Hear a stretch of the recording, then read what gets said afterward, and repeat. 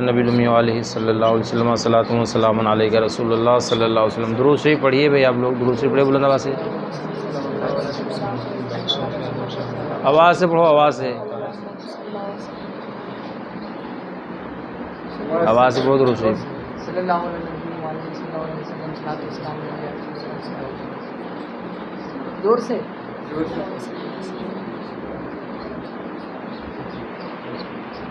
لک الحمد یا اللہ والصلاۃ والسلام علیک یا رسول اللہ صلی اللہ تعالی علیہ وسلم۔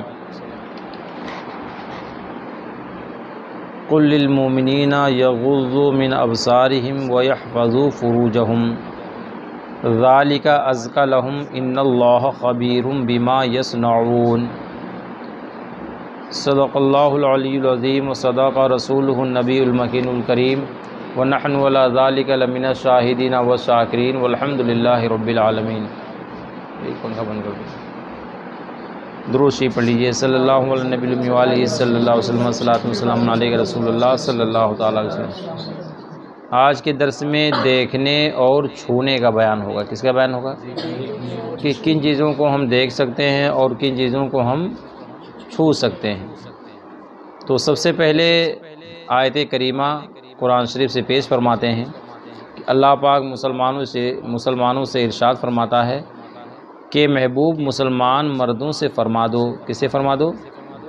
مسلمان مردوں سے فرما دو۔ کیا فرما دو؟ مسلمان مردوں سے فرما دو اپنی نگاہیں نیچی رکھیں۔ اپنی نگاہ کو کیسے رکھنا چاہیے؟ اور اپنی شرم گاہوں کی حفاظت کریں۔ اپنے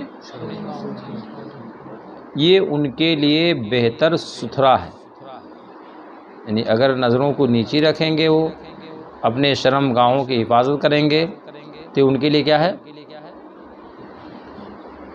بہت ستھرا ہے، یہ ان کے لیے بہت ستھرا ہے۔ بے شک اللہ عز و جل کو ان کے کاموں کی خبر ہے۔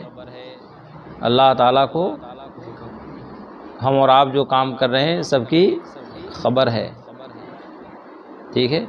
یہاں آپ بول دیں گے کہ نہیں حضرت میں نے یہ کر رہا تھا، میں نے یہ کر رہا تھا، وہ کر رہا تھا، مگر اللہ پاک کے وہاں اللہ پاک دیکھ رہا ہے کہ نہیں دیکھ رہا ہے؟ ہاں، تو اللہ پاک دیکھ رہا ہے، اس سے کوئی چیز چھپی نہیں ہے۔ اور مسلمان عورتوں کو حکم دو، وہ مردوں کا حکم تھا، اور یہاں کیا فرماتے ہیں؟ اور مسلمان عورتوں کو حکم دو کہ اپنی نگاہیں نیچی رکھیں، یعنی مسلمان مردوں کو بھی حکم دیا اور مسلمان عورتوں کو بھی حکم دیا، ٹھیک ہے، کہ اپنی نگاہیں نیچی رکھیں اور اپنی شرم گاہوں کی حفاظت کریں اور اپنا بناؤ نہ دکھائیں۔ اپنا بناؤ سے مراد کیا ہے؟ میک اپ ہے، کپڑے ہیں، زیورات ہیں، یہ سب اس میں کہ اپنا بناؤ نہ دکھائیں مگر جتنا خود ہی ظاہر ہے، اور دوپٹے اپنے گریبانوں پر ڈالے رہیں۔ یہ گلا، اس کو کیا بولتے ہیں؟ اس کو گلا۔ اور اپنا سنگار ظاہر نہ کریں۔ اپنا سنگار جانتے ہیں؟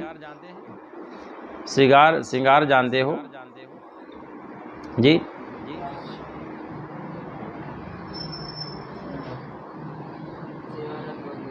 سنگار بناؤ سنگار نہیں جانتے ہیں، جس کو کیا کہتے ہیں؟ میک اپ بولتے ہیں۔ کیا بولتے ہیں؟ میک اپ تو جانتے، کوئی بھی نہیں جانتے ہیں جی؟ آپ بھی جانتے ہو؟ تم میک اپ جانتے ہو نا؟ ہاں، میک اپ عام ہے اس لیے کہ انگلش کا لفظ ہے۔ میک اپ کیا ہے؟ ہاں، میک اپ کیا ہے؟ انگلش ہے، اس لیے سب جانتے ہیں۔ اور بناؤ سنگار یہ چونکہ اردو ہے اس لیے اس کو نہیں جانتے ہیں۔ تو جو میک اپ وہ یہ کیا ہے؟ بناؤ سنگار ہے۔ ہاں، سنگار دان دیتے، اس میں سارے سنگار کرنے کی ساری چیزیں اس میں رہتی ہیں نا۔ تو عورتوں کے لیے سنگار کرنا جائز ہے، مگر سنگار ظاہر کرنا یہ جائز نہیں ہے۔ سنگار ظاہر کرنا یہ ہاں، فرماتے ہیں سنگار ظاہر نہ کریں مگر اپنے شوہروں پر، یا اپنے باپ یا شوہروں کے باپ، یا اپنے بیٹے یا شوہروں کے بیٹے، یا اپنے بھائی یا اپنے بھتیجے یا اپنے بھانجے، یا اپنے دین کی عورتیں، یا اپنی کنیزیں جو اپنے ہاتھ کے ملک ہوں، یا نوکر بشرطے کہ شہوت والے مرد نہ ہوں، یا وہ بچے جنہیں عورتوں کی شرم کی چیزوں کی خبر نہیں۔ ان کے سامنے ظاہر کر سکتی ہے۔ ان کے سامنے شوہروں کے سامنے، کس کے سامنے؟ یعنی عورتیں اپنا بناؤ سنگار شوہروں کے سامنے ظاہر کر سکتی ہیں، یا اپنے باپ کے سامنے، یا شوہروں کے باپ کے سامنے۔ کتنے ہو گئے؟ آواز سے بولو، 3۔ یا اپنے بیٹوں کے سامنے، کتنے ہوئے؟ یا شوہروں کے بیٹوں کے سامنے، آواز سے بولیے، یا اپنے بھائی کے سامنے، یا اپنے بھتیجے کے سامنے، یا اپنے بھانجے کے سامنے، یا اپنے دین کی عورتیں، دین کی یعنی دیندار جو عورتیں ہیں ان کے سامنے بھی سنگار ظاہر۔ اس کا مطلب یہ ہے کہ جو دیندار عورتیں نہیں ہیں ان کے سامنے بھی سنگار ظاہر کرنا جائز نہیں ہے۔ اسی لیے شریعت کا حکم ہے کہ فاحشہ عورتوں سے بھی پردہ ہے، جو ایسے کھلی گھومتی پھرتی رہتی ہیں، جہاں دیکھو وہاں بیٹھتی ہیں، آتی جاتی ہیں، فحش چیزوں میں مطلع رہتی ہیں، تو ان عورتوں کے آنے سے گھر میں کیا ہے؟ عورتوں پہ پردہ ہے۔ عورتوں پہ کیا ہے؟ سمجھ میں آیا؟ یہ نہیں کہ خالی مردوں سے، عورتوں سے بھی پردہ ہے۔ اس لیے فرماتے ہیں کہ یہ اپنے دیندار عورتیں اگر ہوں تو ان کے سامنے سنگار ظاہر کر سکتی ہیں، اگر دیندار عورتیں نہیں تو سنگار ظاہر۔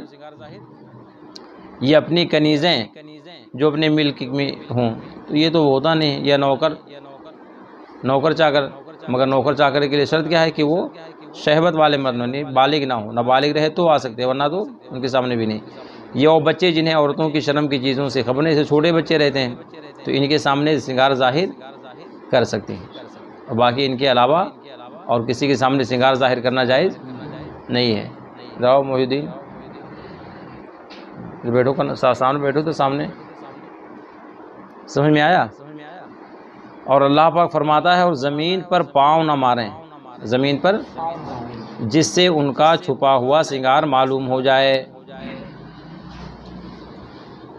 زمین پر پاؤں نہ ماریں کہ جس سے ان کا چھپا ہوا سنگار ظاہر ہو جائے۔ اس کا مطلب کیا ہے کہ کچھ سنگار چھپے ہوئے ہوتے ہیں اور زمین پہ پیر مارنے سے وہ ظاہر ہو جاتے ہیں، جیسے گھنگرو دال پائل، گھنگرو والی پائل۔ اور میں تو دیکھتا ہوں کہ چھوٹی چھوٹی بچیوں کو لوگ پہناتے ہیں گھنگرو والے پائل۔ کس کو پہناتے ہیں؟ ہاں، یعنی بچپن ہی سے ان کو بیچارے سب بناتے ہیں کہ ہاں بچپن ہی سے تم بنو دین کے خلاف، جوانی میں نہیں، بچپن ہی سے ان کی، بچپن ہی سے اسے آئی ادھر آئی، بچپن ہی سے ان کی نشو و نما اس طرح سے کی جاتی ہے کہ وہ شریعت کے خلاف قدم اٹھائیں۔ تو ظاہر بات ہے کہ بڑی ہونے کے بعد میں کیا کریں گی؟ جی، جب بچپنے سے ان کی نشو و نما سے ہوگی تو جوانی کے بعد میں کیا کریں گے وہ بچیاں، اور اس کے ذمہ دار کون ہوں گے؟ تو بھانجی وانجی پہنتی کہ نہیں پہنتی ہیں سب؟ جی ہاں، بنا گھنگرو کے پہناؤ بیٹا، ٹھیک ہے؟ کیسے پہنانا ہے؟ گھنگرو اگر لگے بھی ہو تو اس کو جو پکڑ آتا ہے کہ نہیں آتا ہے، اس کو پکڑ کے دبا دو، بس اب اس کا بجنا بند ہو جائے گا، خوبصورتی باقی رہے گی، بجنا نہیں چاہیے خالی بس، باقی ان کے لیے جو چیزیں سب جائز ہیں۔ گھنگرو دار پائل نہ ہو، کتنی بھی اعلیٰ کوالٹی کی ہو، اچھی قیمت کی ہو، بلا شبہ پہنانا چاہیے، اچھی قیمت کی ہو، اس لیے کہ وہ زینت ہے ان کے لیے، پہنانا جائز ہے۔ مگر اب ایسے گھنگرو کی اگر چلیں تو بجیں، لوگوں کو معلوم ہے کہ یہاں سے کوئی گزر رہی ہیں، تو یہ جائز نہیں ہے۔ صحیح صاحب، گھنگرو دار پائل پہنانا جائز؟ ہاں، اس لیے آپ لوگوں کی شادی ہوگی یا جن کی شادی ہو گئی ہے، اگر ان کے گھروں میں گھنگرو دار وغیرہ پائل اگر ہے تو وہ لوگ منع کر دیں گے، ٹھیک ہے عبدالغفار؟ ہاں، اور جن کی شادی نہیں ہو تو لوگ بنوائیں گے ہی نہیں گھنگرو دار پائل۔ کون سی پائل؟ ہاں، یہ نہ بول دینا کل جا کر کے کہ نے پائل ہی کہہ دیا، نہ بنوائیں گے۔ پائل پہننا جائز ہے، گھنگرو کی وجہ سے وہ ناجائز ہو جاتا ہے۔ کس کی وجہ سے؟ گھنگرو سمجھتے ہیں کہ نہیں سمجھتے ہیں؟ کیا بولتے ہیں اس کو؟ جی ہاں، جس سے آواز آتی ہے بجنے کی، چھن چھن کی آواز، وہ جائز نہیں ہے۔ یہ قرآن شریف کی آیت ہوئی، ٹھیک ہے؟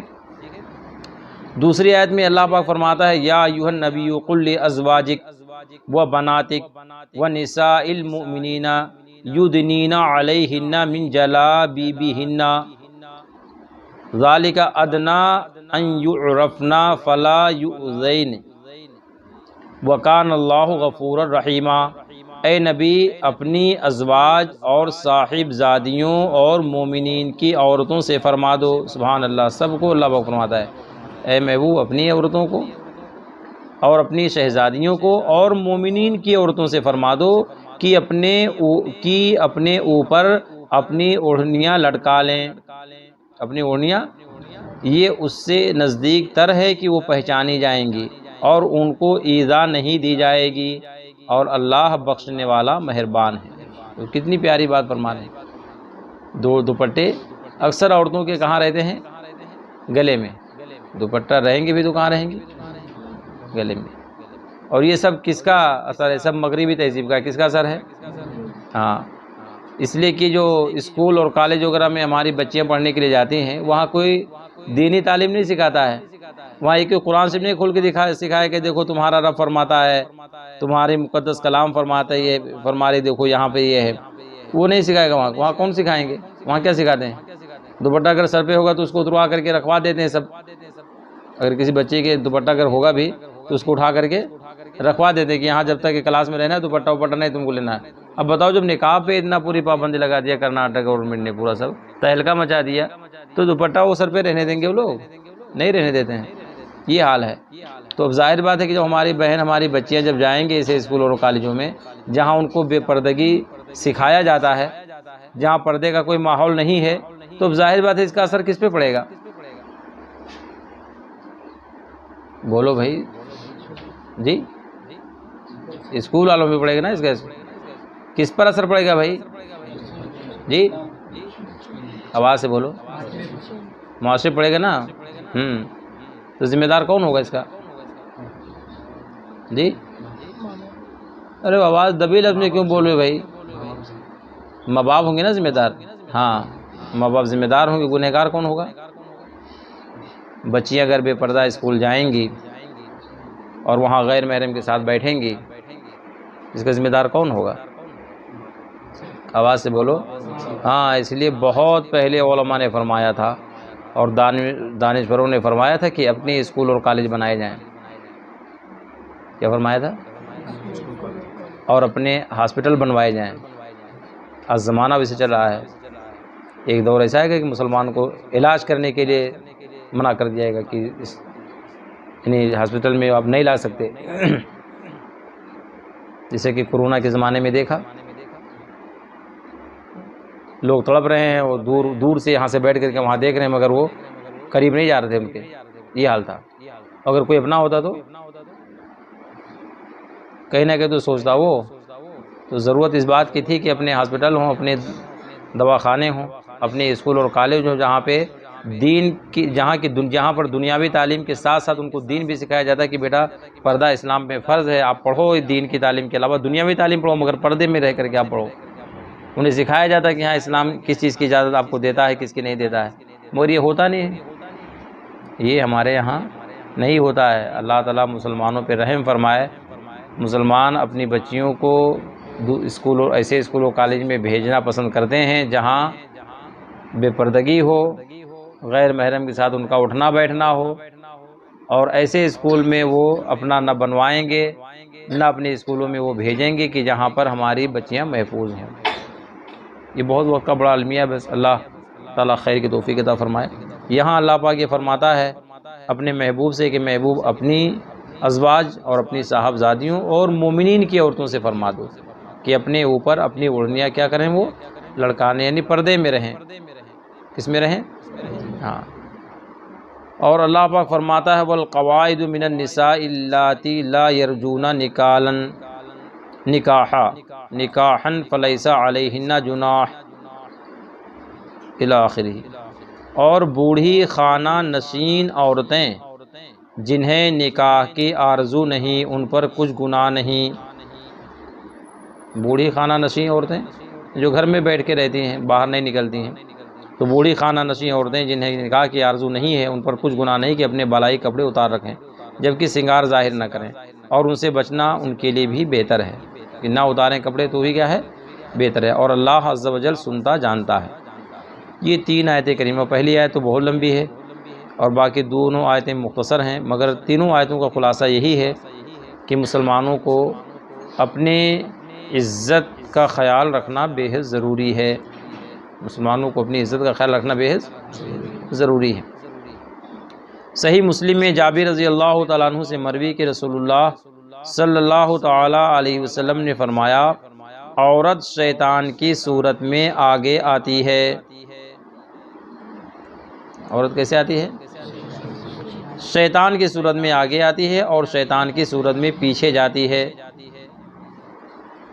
شیطان کی صورت میں جب کسی نے کوئی عورت دیکھی اور وہ پسند آ گئی اور اس کے دل میں کچھ واقع ہو تو اپنی عورت سے خواہش کو پوری کرے، اس سے وہ بات جاتی رہے گی جو اس کے دل میں پیدا ہو گئی ہے۔ دیکھیں گناہوں سے بچانے کا ذریعہ، گناہوں سے بچانے کا کہ سرکار فرماتے ہیں کہ جیسے آپ کہیں جا رہے ہو، کہیں آپ کی نظر اگر کسی غیر محرم عورت پہ اگر پڑ گئی اور وہ آپ کے دل میں بھا گئی تو اب آپ اپنے گھر جاؤ، نظر آپ کی پڑ گئی تو پہلی نظر معاف ہے، اس کے بعد میں دوسری نظر آپ کے ادھر نہیں جانا چاہیے۔ اگر دل میں آپ کے کچھ ہیجان اگر پیدا ہوا یا خواہش اگر پیدا ہوئی تو آپ اپنے گھر جائیے اور اپنے اہلیہ سے، اپنے عورت سے آپ اپنی خواہش کو پوری کیجیے، تو اللہ تبارک و تعالیٰ جو تمہارے دل میں گناہ کی طرف رغبت تھی اس کو ختم فرما دے گا، اس رغبت کو اللہ پاک ختم فرما دے گا۔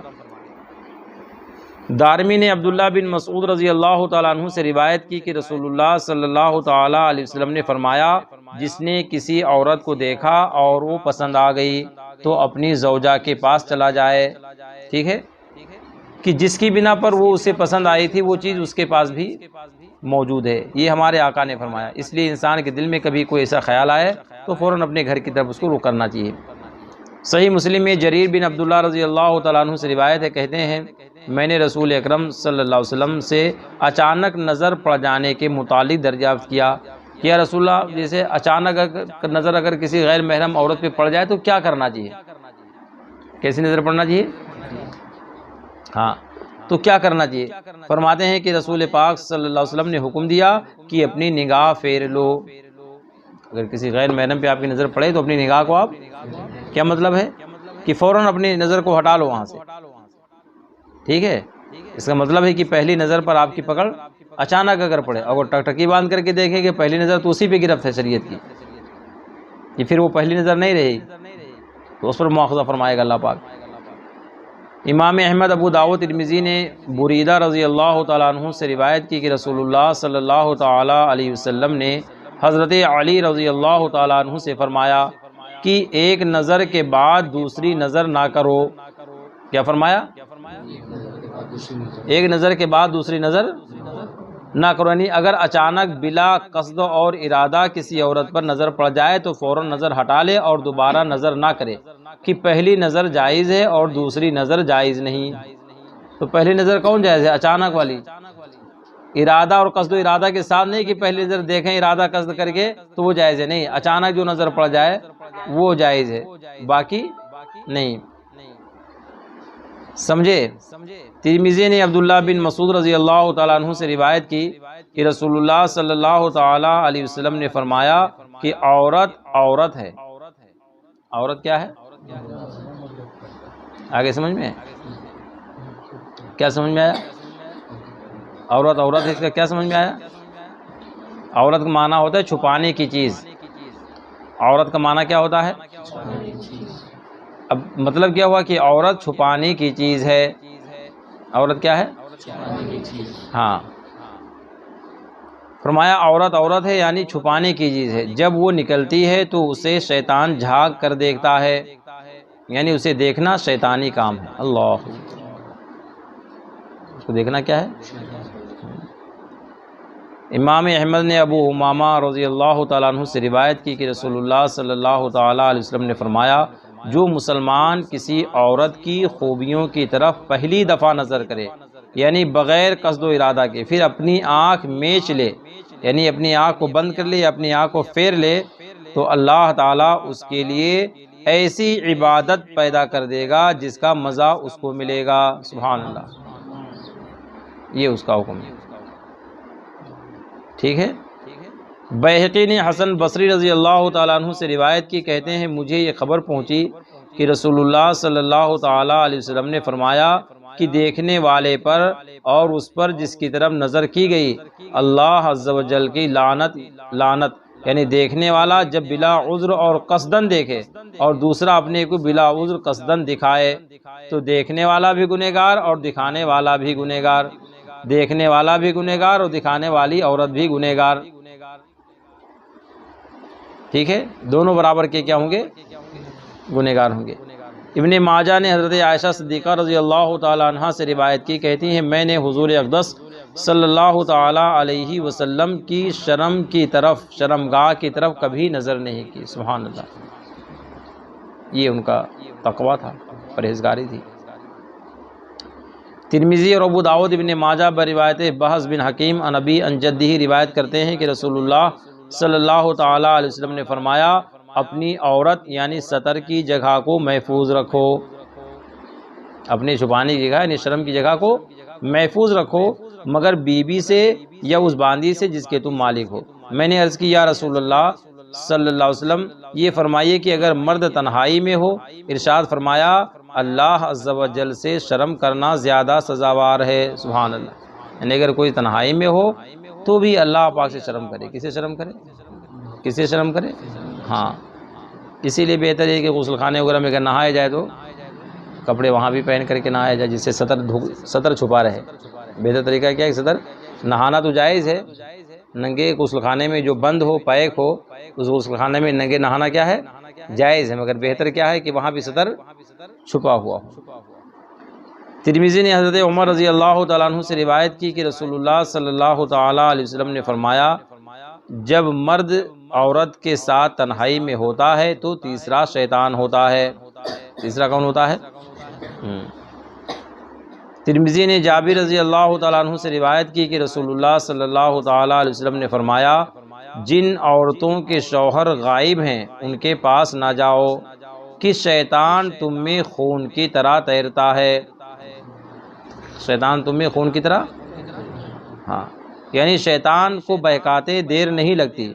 ہم نے عرض کی اور حضور صلی اللہ تعالیٰ علیہ وسلم سے یا رسول اللہ، فرمایا اور مجھ سے بھی، اور مگر اللہ عز و جل نے میری اس کے مقابل میں مدد فرمائی اور وہ مسلمان ہو گیا یا میں سلامت رہتا ہوں۔ حدیث کے الفاظ دونوں طریقے سے ہیں۔ صحابہ رسول نے پوچھا کہ جب ہر مرد کے ساتھ شیطان رہتا ہے تو سرکار آپ کے ساتھ بھی تو رہتا ہے نا؟ تو سرکار نے ہمارے کیا فرمایا کہ جو میرے ساتھ شیطان رہتا ہے وہ مسلمان ہو گیا ہے، وہ کیا ہوتا کیا ہے؟ ہاں، اور وہ میرا مطیع اور فرما بردار ہے، وہ میرا، ہاں، تو اب وہ بہکانے کا کام نہیں ہے، تو سرکار کا غلام میں غلامی کو ثبوت پیش کرتا ہے۔ صحیح بخاری و مسلم میں عقبہ بن عامر رضی اللہ تعالیٰ عنہ سے مروی کہ رسول اللہ صلی اللہ تعالیٰ علیہ وسلم نے فرمایا عورتوں کے پاس جانے سے بچو۔ کیا فرمایا؟ عورتوں کے پاس جانے سے۔ ایک شخص نے عرض کی یا رسول اللہ صلی اللہ علیہ وسلم دیور کے متعلق کیا حکم ہے؟ کس کے متعلق؟ دیور جانتے ہو نا؟ دیور ہی تو بولتے ہیں کہ کچھ دوسرا بولتے ہیں؟ دیور بولتے ہیں نا؟ دیور کے متعلق کیا حکم ہے؟ سرکار نے فرمایا دیور موت ہے۔ اللہ، سنے عرفان کی نہیں سن رہے؟ ہاں، دیور کیا ہے؟ جو چھوٹے ہوتے ہیں بھائیوں میں، جن سے بڑا کوئی بھائی ہوتا ہے اس کی عورت بھابھی کہلاتی ہے، اور اس عورت کا وہ کیا ہوتا ہے؟ دیور ہوتا ہے۔ ایسے جو بھی نیچے جائیں گے وہ سب، ٹھیک ہے؟ تو سرکار نے فرمایا دیور کیا ہے؟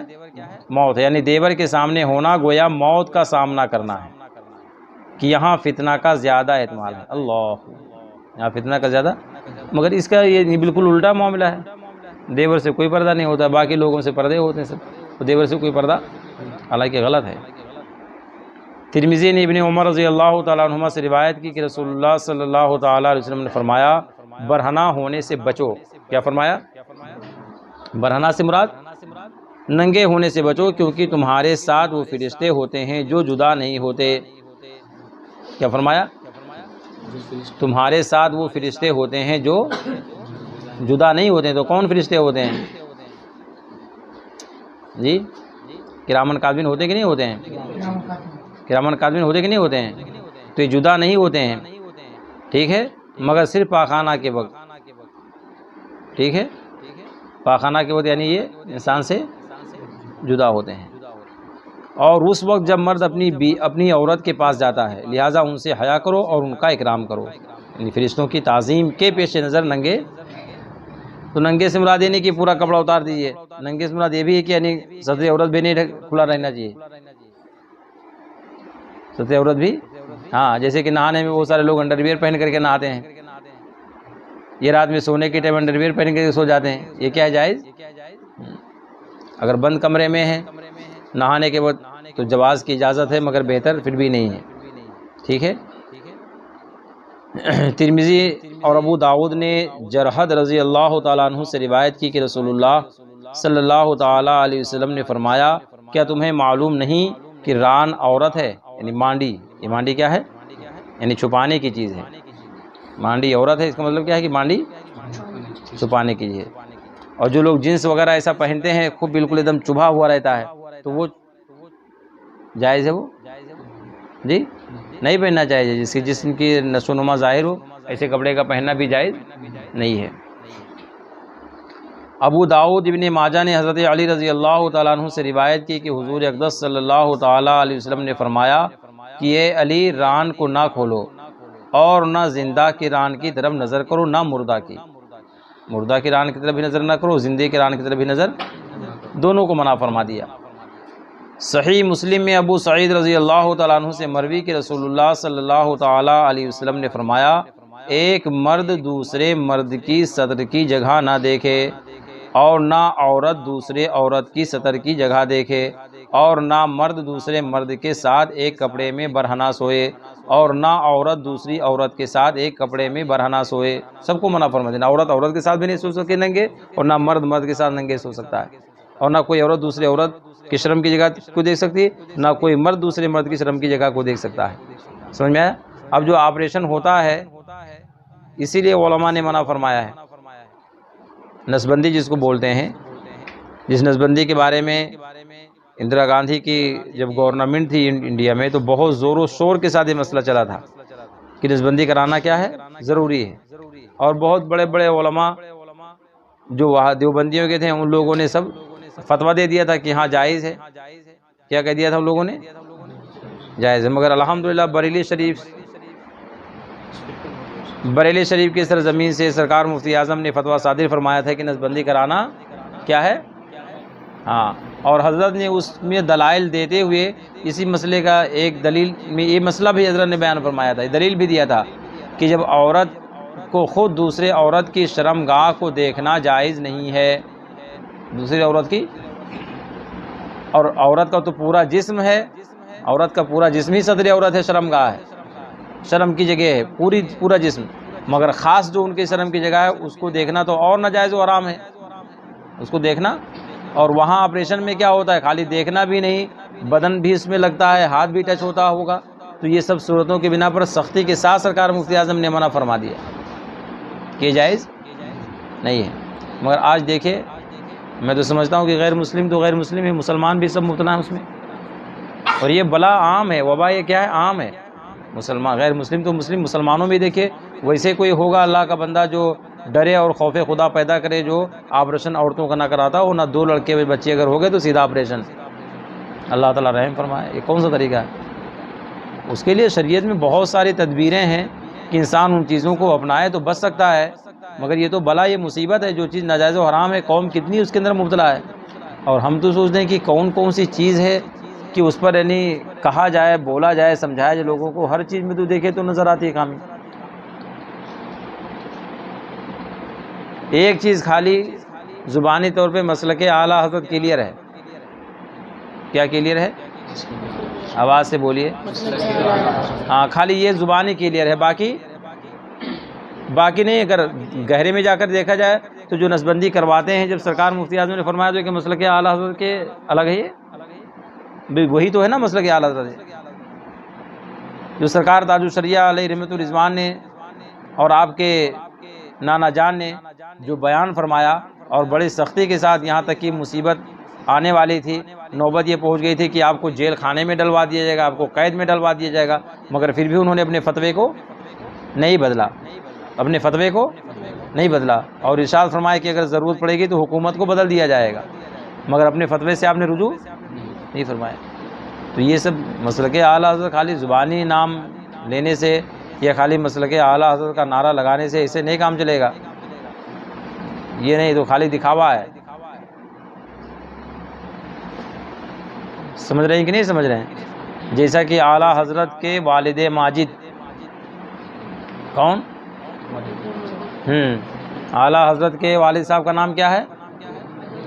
آواز سے، ہاں آواز سے بولو بیٹا. علامہ مولانا نقی علی خان. ہاں حضرت علامہ مولانا. تم لوگ پیچھے بھی بچے بولے بھائی سب. کیا ہے اعلیٰ حضرت کے والد صاحب کا نام؟ علامہ مولانا نقی علی خان. آواز سے بولو بھائی. ریحان رضا نئی آواز آ رہی ہے ہمارے پاس. ہاں سب لوگ مل کر بولو ساتھ میں. کیا تھا نام اعلیٰ حضرت کے والد صاحب کا؟ ہاں انہوں نے ایک کتاب لکھی ہے جواہر البیان فی اسرار الارکان. کیا نام ہے کتاب کا؟ جواہر البیان فی اسرار الارکان. حضرت نے لکھا ہے کہ جو لوگ حج کرنے کے لیے جاتے ہیں، کہاں جاتے ہیں؟ اور فقیر اس پہ بڑھا کر کے کہتا ہے کہ جو لوگ عمرہ کرنے کے لیے جاتے ہیں، کہاں جاتے ہیں؟ اور حضرت نے لکھا ہے کہاں جاتے ہیں؟ حج کرنے کے لیے. اور ان کے دل میں حج کی اہمیت نہیں رہتی ہے. دل میں تو وہ صرف کعبۃ اللہ شریف کے در و دیوار کو دیکھ کر کے آتے ہیں، حج نہیں کر کے آتے ہیں. اللہ کیا فرماتے ہیں؟ کعبۃ اللہ شریف کے در و دیوار کو دیکھ کر کے آتے ہیں، وہ حج اس لیے کہ دل میں ہے ہی نہیں. دل میں حج کی اہمیت، حج کی محبت، حج کیا چیز ہے وہ دل میں ہے ہی نہیں. اور جب وہ چیز دل میں ہے ہی نہیں تو جاتے ہیں وہاں بیچارے تو کیا دیکھیں گے؟ کعبہ شریف دیکھیں گے، زمزم شریف پئیں گے، صفا مروہ کے درمیان جا کر کے دوڑیں گے اور اس کے بعد میں چلے آئیں گے. یہ کون فرماتے ہیں؟ علامہ نقی علی خان علیہ رحمہ فرماتے ہیں. تو جو میں بارہا بول دیتا ہوں لوگوں سے نا کہ مسلک اعلیٰ خالی نعرہ لگاتے ہو، وہ حضرت علامہ نقی علی خان کی اس دلیل کی روشنی میں حق کہتا ہوں، غلط نہیں کہتا ہوں، صحیح کہتا ہوں. صحیح سب کہ خالی زبان سے جب مسلک اعلیٰ حضرت کا نعرہ ہوتا ہے، باقی آپ کے اندر کون سی چیز ہے بھائی؟ عمل اگر آپ کا دیکھا جائے تو بالکل مسلک کے خلاف ہوتا ہے. جی عمل مسلک کے خلاف ہوتا ہے اور نعرہ مسلک کا لگتا ہے تو کیا مطلب؟ وہی جو علامہ نقی علیہ رحمہ نے فرمایا کہ دل میں نہیں ہے، خالی جا کر کے نظر سے خالی نظارہ کر کے آ جاتے ہیں. تو ایسے مسلک اعلیٰ حضرت کا نام زبان سے خالی لیتے ہیں، دل میں ہے ہی نہیں. جی ہاں دل میں نہیں ہے بھیا، ورنہ تو یہ تانا نہیں سنتے مصباح صاحب کی 14 کنٹل کھانا ختم ہو جاتا ہے. ایک مصباح صاحب نہیں جائیں گے تو کیا ہوگا؟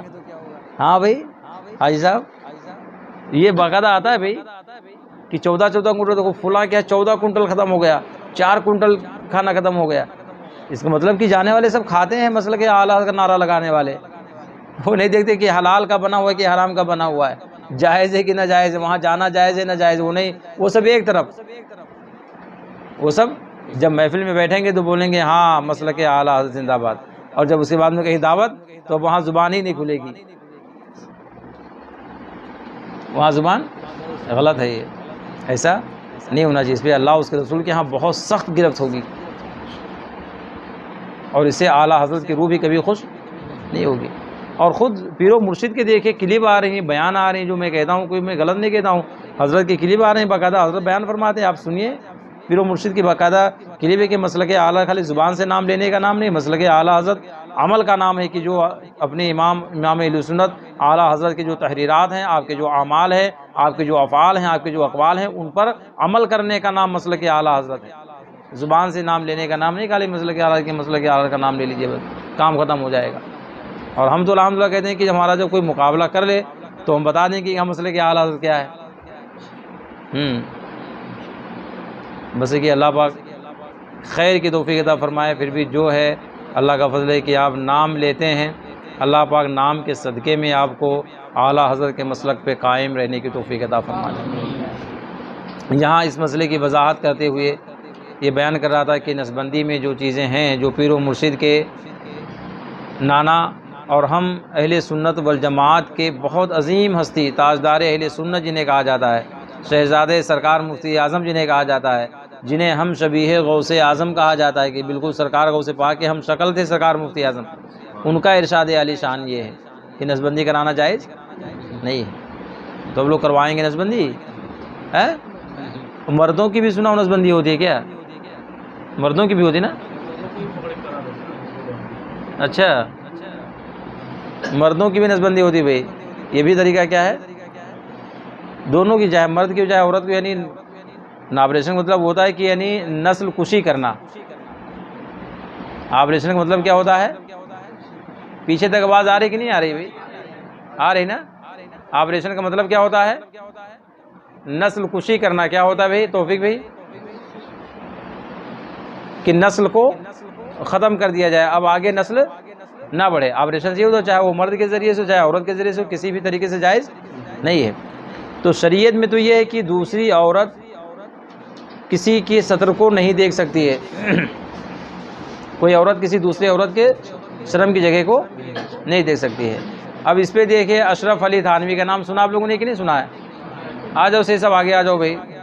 غلام مصطفیٰ چلو آگے سر کو، ادھر آگے سر کے بیٹھو، اور آگے سر کو، محی الدین آگے سر کو،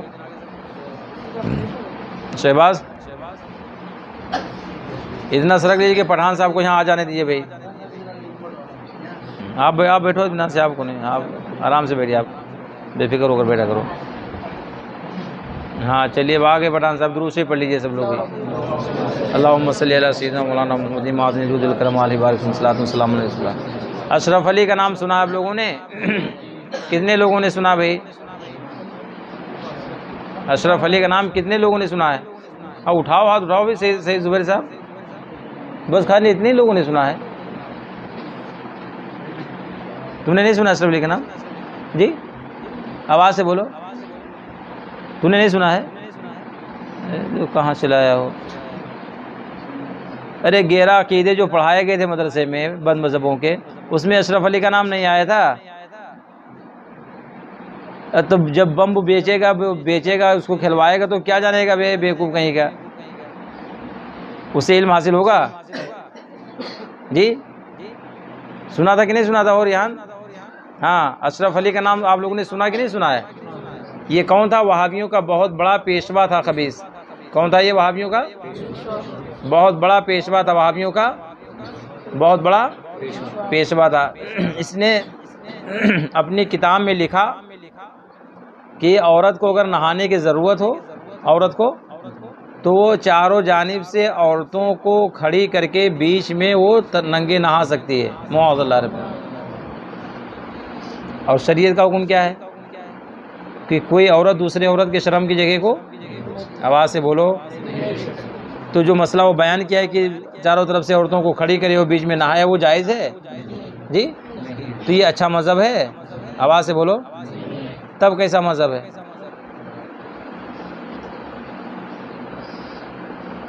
تب کیسا مذہب ہے بھیا؟ گندا مذہب ہے یہ۔ کیا ہے؟ ہاں بھائی گندا مذہب نہیں ہے، جو شریعت کے خلاف ورزی کرے وہ کیا ہے؟ گندا ہے وہ۔ کیا ہے وہ؟ گندا ہے نا وہ۔ تو ایسے مذہب سے جڑ کر رہنا چاہیے؟ جی آواز سے بولو، آواز ہی نہیں آ رہی اتنے لوگوں میں سے بھائی۔ گندے مذہب والوں کے ساتھ رہنا چاہیے جڑ کر کے؟ نہیں رہنا چاہیے نا۔ ابھی گرامی شریف آ رہی کہ نہیں آ رہی ہے؟ تو پہلے باپ دادا نے رشتہ داریاں وہابیوں کے یہاں کر دی ہے، کی ہے کہ نہیں کی ہے؟ تو اب ان کو بلا کر کے کھلانا چاہیے۔ صاف اور گندے، ستھرے اور گندے ایک ساتھ ہو سکتے ہیں؟ جی نہیں ہو سکتے نا۔ تو اس کا مطلب گرامی شریف میں نہیں آتے ہیں آپ لوگوں کے یہاں وہابی، ہے نا صحیح صاحب؟ جی نہیں بھائی، لوگ کہہ رہے ہیں کہ نہیں، سب ستھرے اور گندے ایک ساتھ نہیں ہو سکتے ہیں۔ کہ ہو سکتے ہیں وہ؟ ساحل ستھرا اور گندا ایک ساتھ ہو سکتا ہے؟ جی تو اس کا مطلب کہ گرامی شریف میں وہابی لوگ نہیں آتے ہیں نا دعوت میں؟ جی آواز سے بولو بھائی، اشفاق یہاں آواز ہی نہیں آ رہی ہے ہمارے پاس۔ جی آواز سے بولیے، پورے نئے گاؤں میں؟ جی جی یعنی جن کی رشتہ داریاں نہیں ہیں ان کے یہاں نہیں آتے ہوں گے، اور جن کی رشتہ داریاں لوگ بلاتے ہوں گے نا سہیل؟ جی بلاتے ہیں کہ نہیں بلاتے ہوں محی الدین؟ جی نہیں بلاتے ہیں؟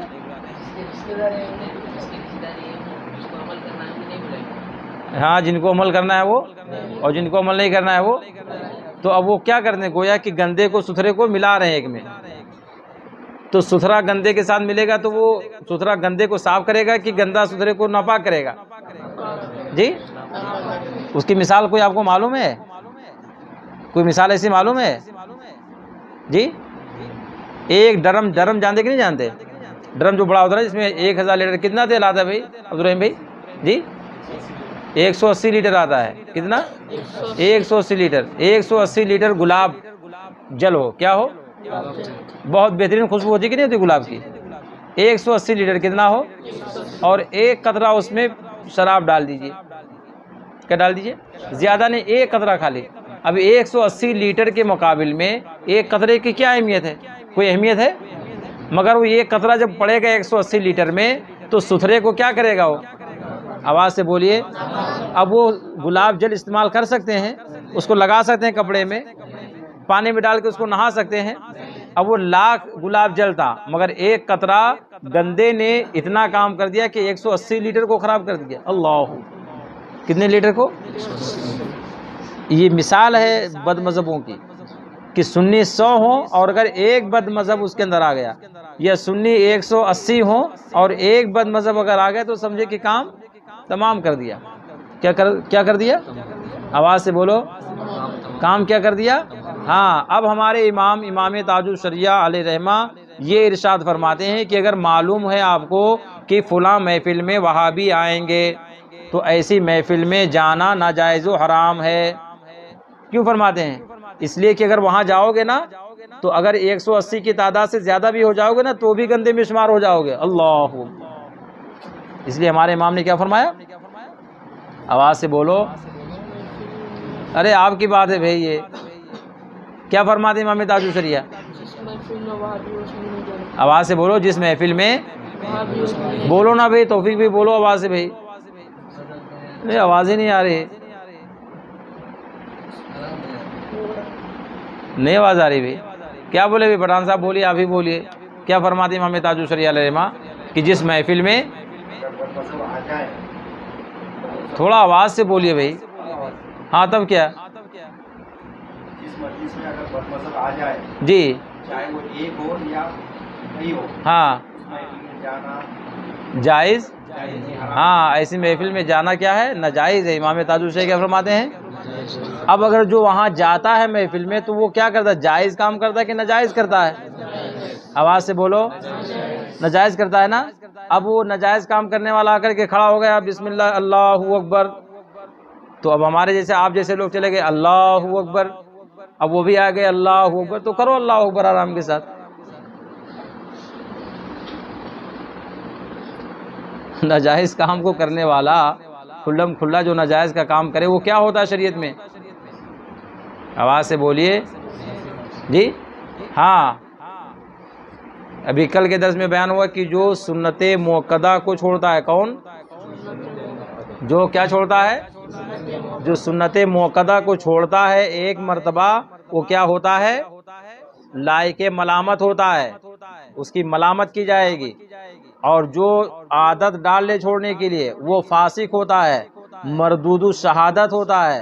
امام تاج الشریعہ نے بھی اس حدیث پاک کو فتاوی رضویہ شریف میں اور حضرت صدر الشریعہ نے بہار شریعت میں بیان فرمایا کہ سرکار فرماتے ہیں کہ جو میری سنتوں کو جان بوجھ کر کے چھوڑتا ہے، عادت ڈالتا ہے، وہ میری شفاعت سے محروم ہوگا.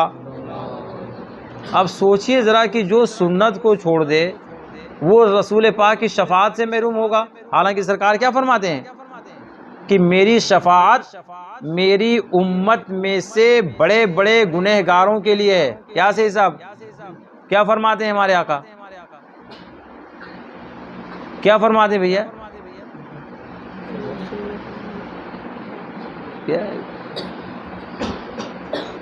کیا فرماتے ہیں بھائی؟ سرکار کیا فرماتے ہیں کہ میری شفاعت کس کے لیے ہے؟ آواز سے بولیے. میری امت کے بڑے بڑے گنہگار ہیں ان کے لیے میری شفاعت ہے. کون فرماتے ہیں؟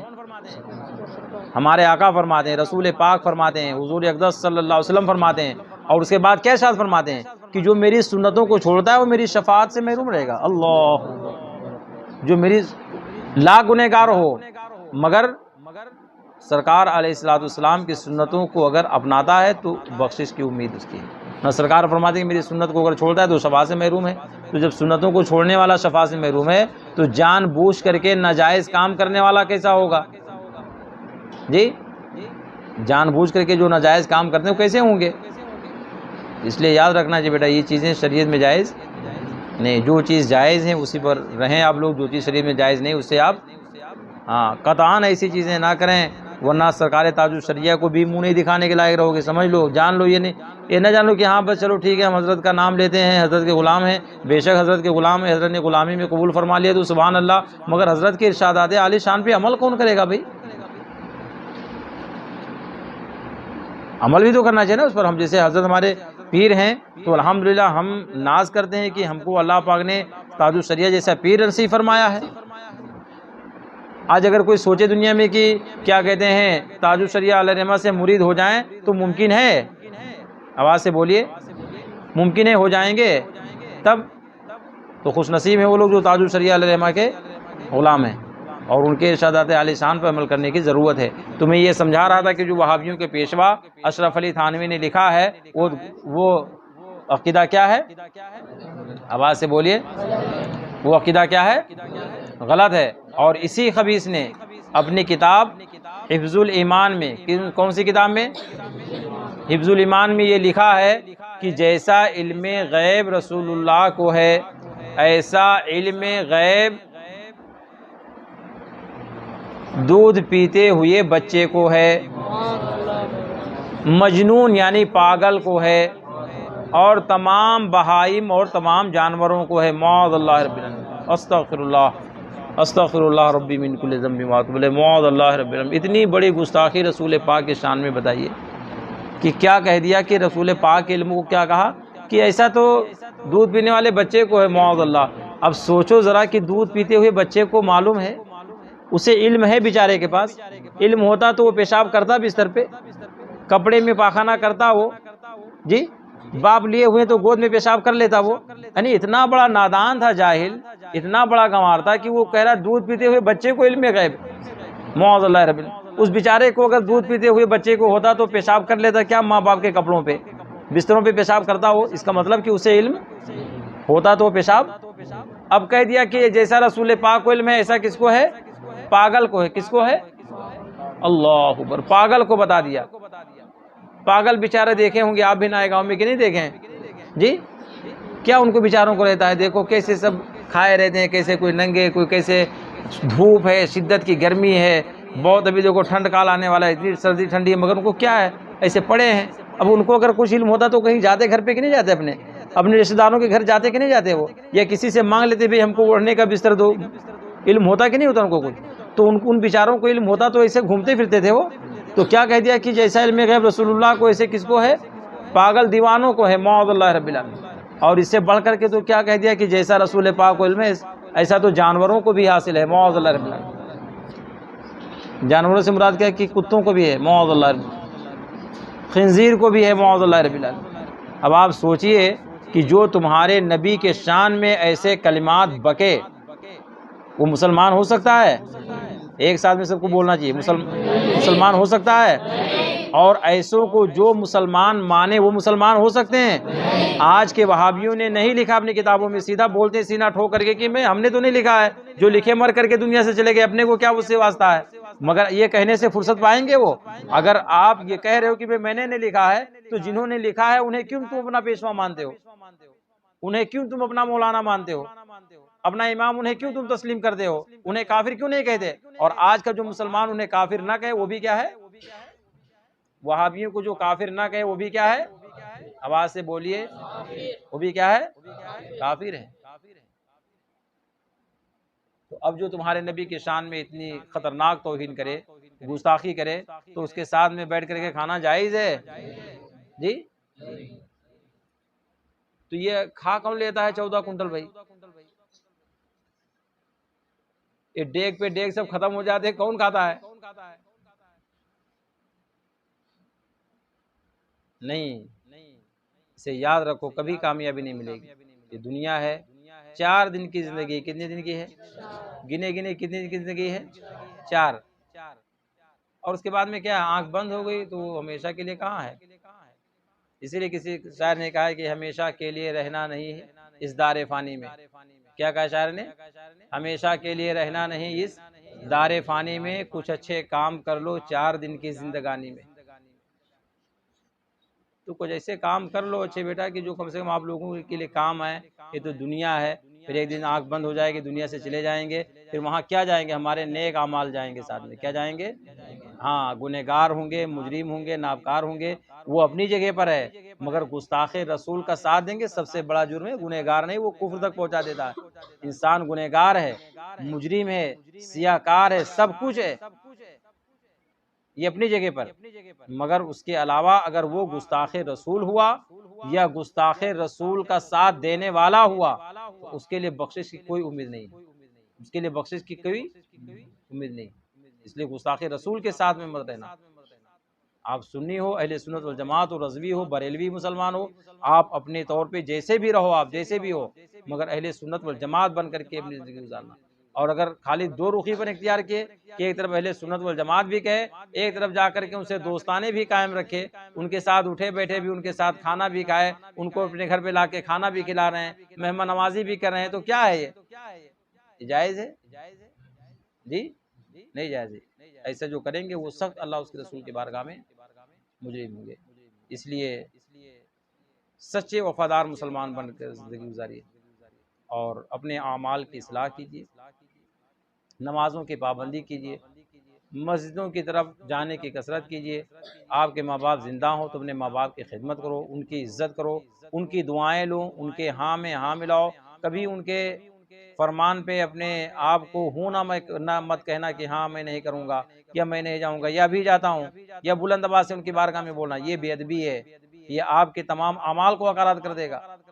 لاکھ آپ بہت بڑے علامت الدائر ہو جائیں، مگر ماں باپ کی اگر عظمت آپ کے دل میں نہیں تو آپ کو کوئی بھی علم کام نہیں دینے والا ہے۔ اس لیے یاد رکھو، یہی حال پیر و مرشد کے حکم کا بھی ہے اور یہی حال استاذ کے حکم کا بھی ہے۔ سمجھ میں آیا؟ ہاں، ان چیزوں پہ عمل کرو تو انشاءاللہ تعالی دنیا میں بھی کامیاب رہو گے اور آخرت میں بھی کامیاب رہو گے۔ سمجھ میں آیا کہ نہیں آیا؟ اتنے بچے ہیں ہمارے یہاں پہ، اور عشاء میں جب درس ہوتا ہے تو کتنے لوگ رہتے ہیں؟ میں جانتا ہوں سب کو، اب تو ایسا نہیں کہ میں نہیں جانتا ہوں آپ لوگوں میں سے، کہ نہیں جانتا ہوں کسی کو۔ آپ لوگ ہم کو جانتے کہ نہیں جانتے ہیں؟ آواز سے بولیے، جانتے ہیں؟ اور میں نہیں جانتا ہوں آپ لوگوں کو، کس کا کاروبار ہے کس کا کاروبار نہیں، کون عشاء کے بعد کہاں رہتا مجھے نہیں پتا ہے کیا؟ صحیح صاحب مجھے نہیں معلوم ہے کیا؟ میں نہیں جانتا کہ کون کہاں جاتا ہے، کون کہاں بیٹھتا ہے، کون کیا کرتا ہے، مجھے سب معلوم ہے، مگر میں دیکھتا ہوں کہ کچھ ایسے ہمارے بچے جو عشاء کی نماز پڑھیں گے اور اتنی جلدی بھاگ جائیں گے کہ لگتا ہے کہ کتنے بڑے بھائی بزنس مین ہیں یا کون سا کام، چلو ایک دن چلے گئے، 2 دن چلے گئے، روزانہ کی حاجی صاحب یہی لگاتا رہتی ہے۔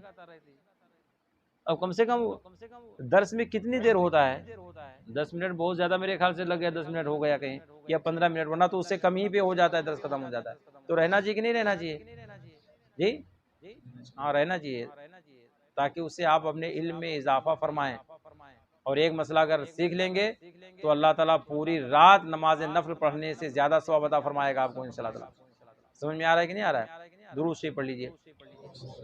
اللہم صلی علی سیدنا مولانا محمد معدن الجود والکرم وآلہ وآلہ وسلم، صلاۃ و سلام علیک رسول اللہ صلی اللہ تعالی علیہ وسلم۔ آج 5ویں شب ہے نا جی؟ آج کون سی شب ہے؟ 5ویں شب ہے۔ ہم لوگ الحمدللہ مشرب کے اعتبار سے کیا ہیں؟ قادری ہیں۔ آواز سے بولیے، ہم لوگ مشرب کے اعتبار سے کیا ہیں؟ آواز سے بولیے، ہاں، مسلک کے اعتبار سے حنفی ہیں۔ مسلک کے اعتبار سے ہم لوگ کیا ہیں؟ ہمارا مسلک کیا ہے؟ ہاں، ہم لوگ حنفی ہیں۔ ہم لوگ کیا ہیں؟ آواز سے بولیے، آپ لوگ سب لوگ کیا ہو؟ آواز سے بولیے، حنفی ہیں۔ اور مذہب کے اعتبار سے اہل سنت والجماعت بریلوی رضوی مسلمان ہیں۔ مذہب کے اعتبار سے کیا ہیں؟ اور مشرب کے اعتبار سے قادری ہیں۔ مشرب کے اعتبار سے طریقت کے امام حضرت سیدنا بڑے پیر دستگیر روشن ضمیر الشیخ عبد القادر جیلانی رضی اللہ تعالیٰ عنہ، اور شریعت کے امام حضرت سیدنا امام اعظم ابو حنیفہ رضی اللہ تعالیٰ عنہ ہیں۔ تو ہم شریعت میں کس کے تابعداری کرتے ہیں؟ سیدنا امام اعظم ابو حنیفہ رضی اللہ تعالیٰ عنہ کی۔ ٹھیک ہے، اور مشرب میں ہم سیدنا سرکار غوث پاک رضی اللہ تعالیٰ عنہ کی غلامی اختیار کرتے ہیں۔ سمجھ میں آیا؟ تو ہم سب لوگ کیا ہیں؟ قادری ہیں، آواز سے بولیے، ہم سب لوگ کیا ہیں؟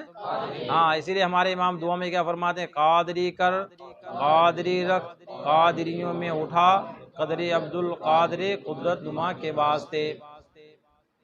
اور فرماتے ہیں ابن زہرا کو مبارک ہو عروس قدرت، قادری پائیں تصدق میرے دولہا تیرا۔ تو ہم لوگ الحمدللہ قادری ہیں، اور ہم سب لوگوں کو غوث پاک کا صدقہ اللہ پاک عطا فرماتا ہے۔ کس کا صدقہ عطا فرماتا ہے؟ ہاں، تو تمام سلسلوں میں کتنے سلسلے ہیں؟ طریقت کے کتنے سلسلے ہیں؟ آواز سے بولو، 4 ہیں۔ کتنے ہیں؟ مشہور کتنے ہیں؟ 4 سلسلے: قادریہ، چشتیہ، سہر وردیہ، نقش بندیہ۔ یہ کتنے ہیں؟ قادری، چشتی، سہر وردی، نقش بندی۔ یہ کتنے ہوئے؟ کون کون؟ ہاں، ان تمام سلسلوں میں سب سے اعلیٰ، سب سے افضل سلسلہ کون سا ہے؟ ہاں، اس لیے کہ سہر وردی ہو یا چشتی ہو یا نقش بندی ہو، سب کے سب کہاں پہنچتے ہیں؟ سرکار غوث پاک رضی اللہ تعالی، سب سرکار غوث پاک سے فیض پاتے ہیں۔ سمجھ میں آیا؟ تو سارے سلسلوں کی اصل سرکار غوث پاک ہی تک پہنچتی ہے۔ تو سب سے افضل کون ہے؟ قادری ہیں۔ اور ہمارے یہاں ہندوستان میں سب سے پہلے سلسلے قادریہ کے بزرگ حضرت شیخ بہاؤالدین انصاری ستاری رضی اللہ تبارک و تعالیٰ عنہ ہیں۔ کون ہیں؟ سلسلے قادریہ کے سب سے پہلے بزرگ ہندوستان میں کون ہیں؟ آواز سے بولو، آواز سے بولو بیٹا۔ حضرت بہاؤالدین، آواز سے بولو، حضرت ہاں ستاری، حضرت بہاؤالدین، جن کا مزار شریف دولت آباد شریف میں ہے، اورنگ آباد۔ کہاں ہے مزار شریف ان کا؟ آپ جب جائیں گے اورنگ آباد سے خلد آباد شریف کی طرف، تو بیچ میں پڑتا ہے، ادھر سے جائیں گے تو رائٹ سائڈ میں پڑے گا دولت آباد شریف، وہاں حضرت کا مزار شریف ہے۔ یہ ہندوستان کے سب سے پہلے سلسلے قادریہ کے بزرگ ہیں، جو سرکار غوث پاک رضی اللہ تعالیٰ عنہ کے اولاد کے خلیفہ ہیں، جو ہندوستان تشریف لائے تھے۔ اور دوسرے نمبر پہ آج جن کا عرس پاک ہے، جن کا نام نامی اسم گرامی سید ابراہیم ہے۔ کیا نام ہے؟ آواز سے بولیے، ہاں، بحر ابراہیم ہم سب پر نعرے غم گلزار کر، بھیگ دے داتا بھکاری بادشاہ کے واسطے۔ یہ جو ابراہیم ہے، حضرت ہی کی طرف منسوب فرمایا اعلیٰ سرکار نے۔ یہ ہندوستان کے سلسلے قادریہ کے دوسرے نمبر کے بزرگ ہیں۔ کتنے نمبر کے؟ ان کا نام کیا ہے؟ سید ابراہیم۔ کیا نام ہے؟ ہاں، صوبہ پنجاب میں ایک جگہ ہے، ایک ضلع ہے جالون۔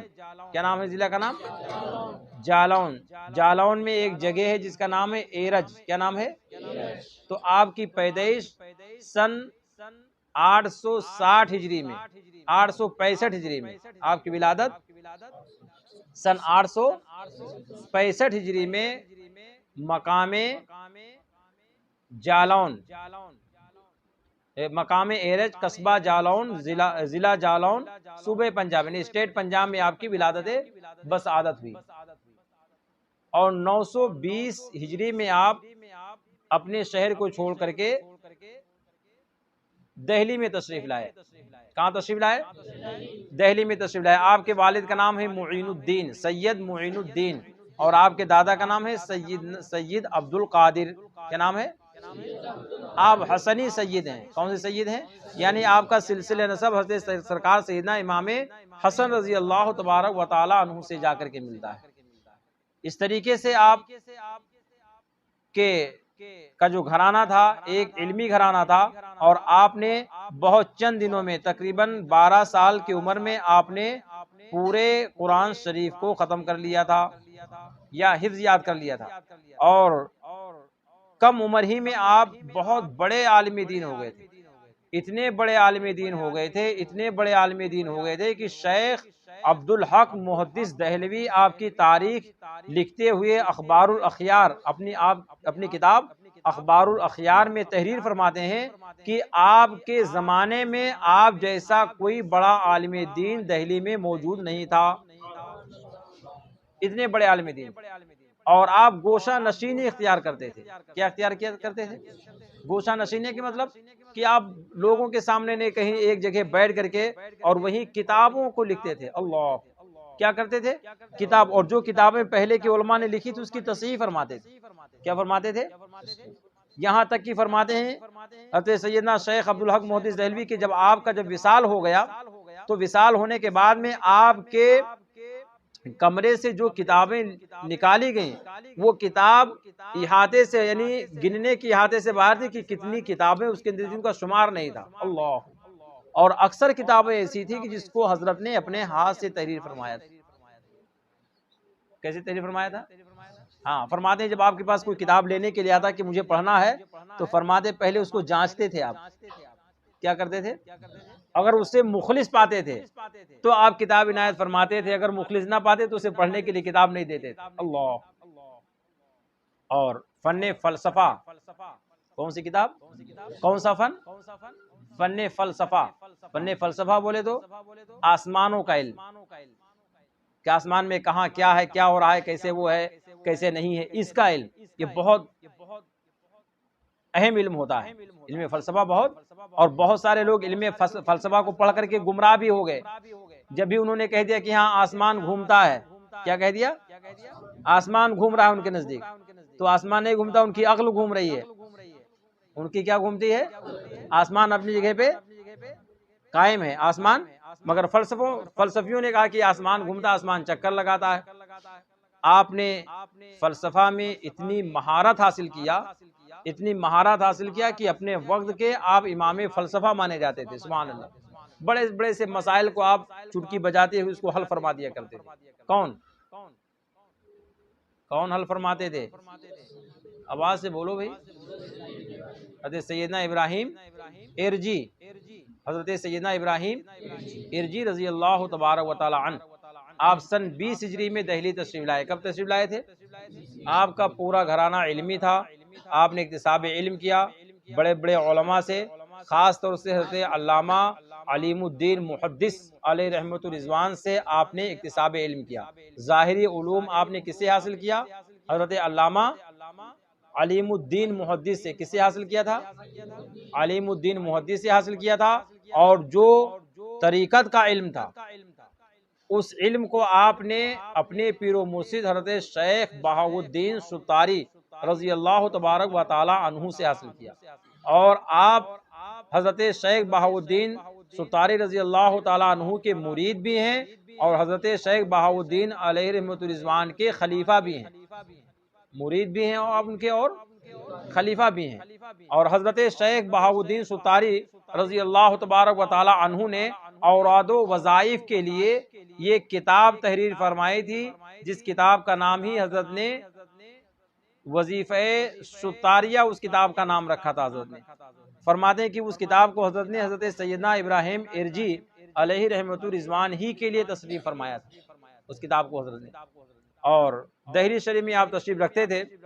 حضرت شیخ علامہ عبدالحق محدث دہلوی فرماتے ہیں کہ جس زمانے میں آپ دہلی میں موجود تھے، اس زمانے کے اگر کسی عالم نے آپ سے ملاقات نہیں کی تو گویا کہ اس عالم نے انصاف نہیں کیا۔ اللہ، یعنی اتنے بڑے عالم ربانی، اتنے بڑے اللہ کے ولی دہلی میں موجود ہوں، اور اس کے باوجود اگر کوئی وہاں آ کر کے ملاقات نہ کر سکے تو فرماتے ہیں یہ اس کے لیے کیا ہے؟ نا انصافی ہے، اس نے انصاف کا کام نہیں کیا ہے۔ جس زمانے میں آپ تشریف لائے وہاں تو سکندر اس زمانے کا بادشاہ تھا دہلی کا، اور اس کے بعد میں جب آپ نے وصال فرمایا تو اسلام شاہ دہلی کے بادشاہ تھے۔ کون تھے؟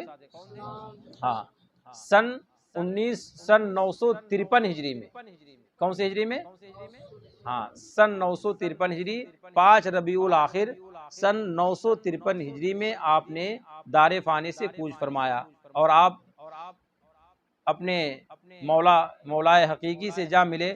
آپ جب دنیا سے تشریف لے گئے تو بے شمار لوگوں کا ہجوم آپ کے جنازے میں تھا، اور جب تک کہ دنیا میں رہے آپ خدمت خلق کے لیے آپ نے کتابیں تصنیف فرمائیں، اور گوشہ نشینی اختیار کر کے خاص طور پہ اللہ تبارک و تعالیٰ کی عبادت میں مشغول رہے، کبھی آپ کی نمازیں نہیں ترک ہوئیں، کبھی آپ نے خلاف شرع کوئی کام نہیں کیا، یہاں تک کہ خلاف شرع کوئی کام ہوتا تو آپ اس کی ہاں میں ہاں نہیں ملاتے تھے، اس کے ہاں میں ہاں۔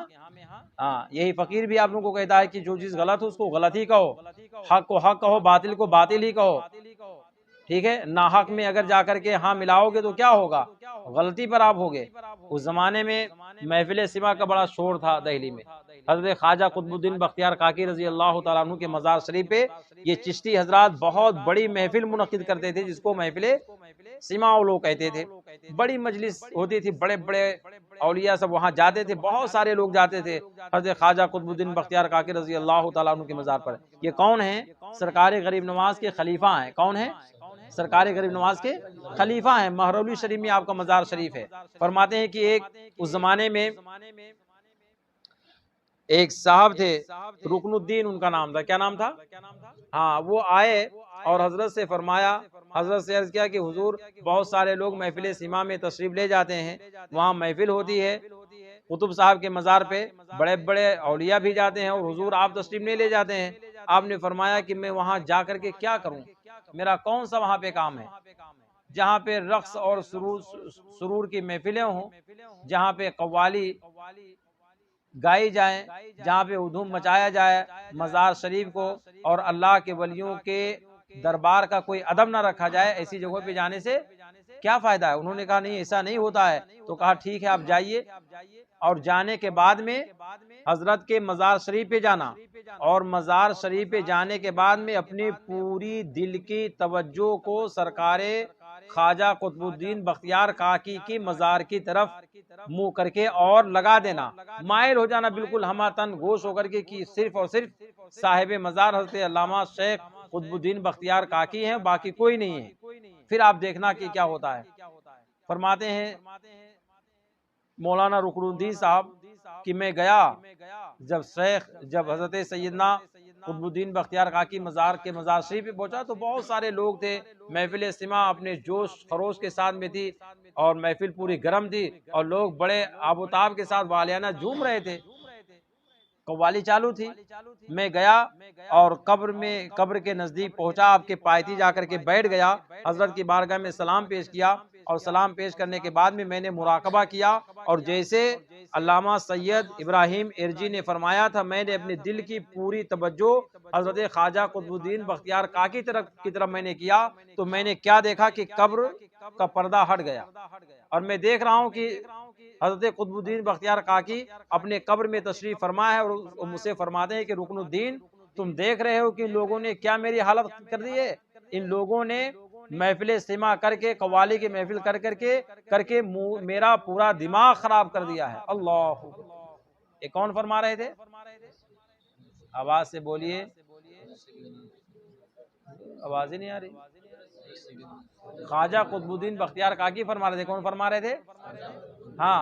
فرماتے ہیں کہ میں ان لوگوں کے کاموں سے خوش نہیں ہوں، اور یہ سنا تھا کہ آپ فوراً وہاں سے اٹھے اور کہاں آ گئے؟ نظام الدین اولیاء آ گئے۔ کہاں آ گئے؟ وہاں آپ تشریف فرماتے حضرت سیدنا ابراہیم ارجی رضی اللہ تعالیٰ عنہ ان کی بارگاہ میں آئے، جیسے نظر پڑی تو مسکرانے لگے۔ کون مسکرانے لگے؟ سیدنا ابراہیم ارجی مسکرانے لگے اور فرمائے کہ ٹھیک ہے دیکھ لیا، اسی لیے میں ایسی محفلوں میں نہیں جاتا ہوں جہاں پہ شریعت کی خلاف ورزی ہوتی ہو۔ وہ خالی نام کے محفل سما کرتے ہیں، اور حال یہ ہے کہ جس کی بارگاہ میں وہ محفل سما کرتے ہیں وہ شخص، وہ بارگاہ والا بزرگ بھی ان سے خوش نہیں ہے۔ وہ بارگاہ کے بزرگ جہاں پہ محفل سما ہوتی ہے وہ لوگ بھی ان سے خوش نہیں ہیں، لہٰذا میں ایسی محفلوں میں شرکت۔ مولانا رکن الدین نے کہا کہ عرض کیا کہ حضور جو آپ فرما رہے ہیں وہی صحیح ہے، اور آپ جو نہیں جاتے ہیں وہی طریقہ اچھا ہے، ایسی جگہوں پہ نہ جانا ہی بہتر ہے جہاں پر صاحب مزار کو تکلیف پہنچ رہی ہو۔ اللہ اکبر۔ تو کیا شان تھی حضرت سیدنا ابراہیم ارجی رضی اللہ تبارک و تعالی عنہ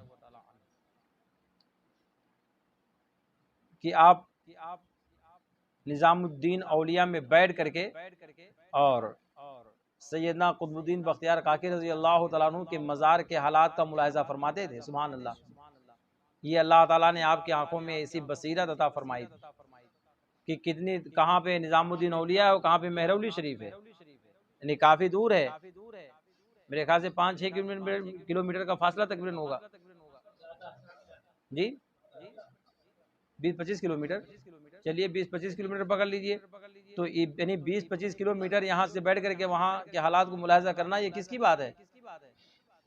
حضرت علامہ سید ابراہیم ارجی رضی اللہ تبارک و تعالیٰ عنہ کی شان ہے، اور الحمدللہ ہم فخر کے ساتھ کہتے ہیں کہ اللہ پاک نے ہم کو ان کا دامن عطا فرمایا، حضور تاج الشریعہ کے صدقے میں گویا کہ ہم نے ان کا دامن پکڑا ہے، اور آپ لوگوں نے بھی پکڑا ہے کہ نہیں پکڑا ہے؟ آواز سے بولیے، سب نے پکڑا کہ نہیں پکڑا ہے؟ جب ہمارے سلسلے کے بزرگ ہیں 26ویں نمبر پہ، سلسلے عالیہ قادریہ برکاتیہ رضویہ کے 26ویں نمبر پہ، کتنے نمبر پہ؟ ہاں، جب سرکار اعلیٰ حضرت کی طرف سے سرکار مفتی اعظم کی طرف سے آپ چلیں گے تو کتنے نمبر پہ پہنچیں گے؟ 26ویں نمبر پہ حضرت سیدنا ابراہیم ارجی رضی اللہ تبارک و تعالیٰ عنہ کا نام آتا ہے۔ جی بتاتے ہیں، تو الحمدللہ ہم لوگ خوش نصیب ہیں کہ اللہ پاک نے آپ کا دامن ہم اور آپ کو، آپ ایسی محفلوں میں جانے سے پرہیز فرماتے تھے جہاں پہ شریعت کی خلاف ورزی ہو، پرہیز کرتے تھے کہ نہیں کرتے تھے؟ تو ہم اور آپ کو پرہیز کرنا چاہیے کہ نہیں کرنا چاہیے؟ نہیں کرنا چاہیے جی۔ اب ایسی محفلیں جہاں پہ خوب باقاعدہ ڈی جے بج رہا ہو صحیح صاحب، تو جانا چاہیے کہ نہیں جانا چاہیے؟ ارے یار کچھ سوچ سمجھ کر کے بولو بھائی، جانا چاہیے کہ نہیں جانا چاہیے جی؟ نہیں جانا چاہیے نا؟ تو یہ خالی نعرہ نہیں جانا چاہیے، یہاں زبانی ہے کہ جائیں گے بھی نہیں آپ لوگ بھائی؟ جاتے ہیں کہ نہیں جاتے ہیں جی؟ نہیں جانا چاہیے۔ یہ الحمدللہ ہمارے اماموں نے، ہمارے بزرگوں نے، اللہ والوں نے ہم کو یہی بتایا ہے۔ حضرت کا مزار شریف دہلی میں حضرت خواجہ نظام الدین اولیاء کے مزار شریف سے پیچھے حضرت سیدنا امیر خسرو کا جو مزار شریف ہے، ان کا جو پایتی حصہ ہے، اس پایتی حصے کے اب سب بنا دیا، پہلے اس طرح سے نہیں تھا، اب بعد میں لوگوں نے بنا دیا ہوگا، تو کونے میں بالکل ہے، حالانکہ پہلے باقاعدہ بہت عالیشان مزار ہی ہوگی، مگر چونکہ آپ سلسلے قادریہ کے دوسرے نمبر کے بزرگ ہیں، اور وہاں جو آرام فرما بزرگ ہیں سب سلسلے چشتیہ کے بزرگ ہیں۔ کس کے بزرگ ہیں؟ مگر ان بزرگوں کے آپس میں کوئی ایسی بات نہیں تھی، ان بزرگوں کے آپس میں کوئی ایسی بات، یہ بعد کے جو وہاں کے مجاور ہوئے، کیا ہوئے؟ ہاں، ان لوگوں نے حسد اور کینے کی بنا پر، پہلے حضرت کے مزار شریف کا جو دروازہ تھا وہ دروازہ لاک نہیں رہتا تھا، وہ دروازہ کھلا رہتا تھا کہ لوگ چادر وغیرہ پیش کر لیتے تھے یا مزار پہ ہاتھ لگا کر کے چوم لیتے تھے۔ یہ بعد میں ان لوگوں نے کیا کہ پورا سب بالکل پیک کر کے رکھ دیا، یہ شرارت ہے ان کی، اور بغض و کینے میں جو ابھی آج کے مجاور ہیں، جو حقیقت میں اپنے آپ کو چشتی کہتے ہیں مگر حقیقت میں چشتی نہیں ہے، جیسے کہ سرکار غریب نواز کے مزار شریف کے مجاور دیکھو، اپنے آپ کو چشتی کہتے ہیں مگر چشتی ہیں وہ جی؟ چشتی ہوتے تو مہمانوں پہ، وہ سرکار غریب نواز کے مہمانوں پہ ظلم کر دے، بڑے بے رحم ہیں، بڑے ظالم ہیں، وہ ایسے ایسے دھکے دے کر کے لوگوں نے نکالتے ہیں کہ اگر کمزور ہو تو گر جائے تو اس کے ہاتھ پیر سب ٹوٹ جائیں۔ یہ مجاور ہیں، ان کے خدام ہیں؟ نہیں، خادموں سے کبھی یہ نہیں سنا گیا کہ کبھی آنے والے مہمانوں کو انہوں نے تکلیف پہنچایا ہو۔ اس لیے آپ مزاروں پہ جائیے، صاحب مزار سے اپنی وابستگی بنا کر کے جائیے، مجاوروں سے نہیں، اس لیے کہ مجاور کچھ نہیں دینے والے ہیں، جو ملے گا ہم کو صاحب مزار سے ملے گا، ان کی محبت، ان کی عقیدت، ان کی الفت اپنے دل میں جمع کر کے مزاروں پہ جانا چاہیے، اور ان کو وسیلہ بنا کر کے رب کی بارگاہ میں دعا کرنا چاہیے۔ اللہ رب کریم کی بارگاہ میں ہم دعا کرتے ہیں کہ اللہ پاک حضرت سیدنا ابراہیم ارجی رضی اللہ تبارک و تعالیٰ عنہ کی فضل و برکات سے ہمیں اور آپ کو سب کو مالا مال فرمائے۔ وآخر دعوانا الحمدللہ رب العالمین۔